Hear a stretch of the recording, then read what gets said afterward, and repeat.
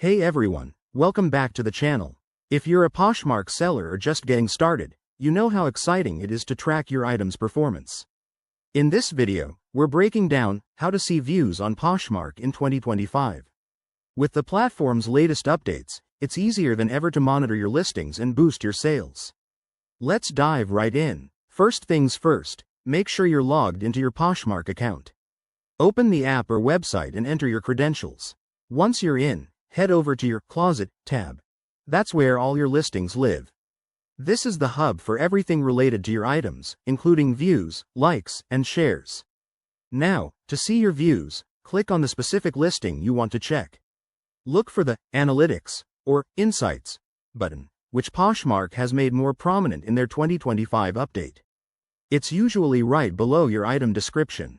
When you tap on it, you'll see a detailed dashboard popping up. Here, you'll find key metrics like total views, unique visitors, and even time spent on your page. Isn't that cool? This data helps you understand what's working and what needs tweaking. If you're tracking multiple items, use the Activity feed in your profile to get an overview. Poshmark now allows you to filter by date, so you can see views from the last week, month, or even year, perfect for spotting trends. Remember, views are a great indicator of interest, but don't forget to check engagement metrics like shares and comments for a fuller picture. One quick tip. If you're not seeing analytics right away, make sure your account is verified and your listings are active.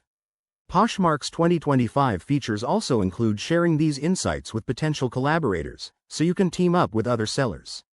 Wrapping this up, seeing views on Poshmark is straightforward once you know where to look. It empowers you to refine your strategy and grow your business. If you found this helpful, hit that like button, subscribe for more tips, and drop a comment below with your experiences. Thanks for watching, and I'll see you in the next video.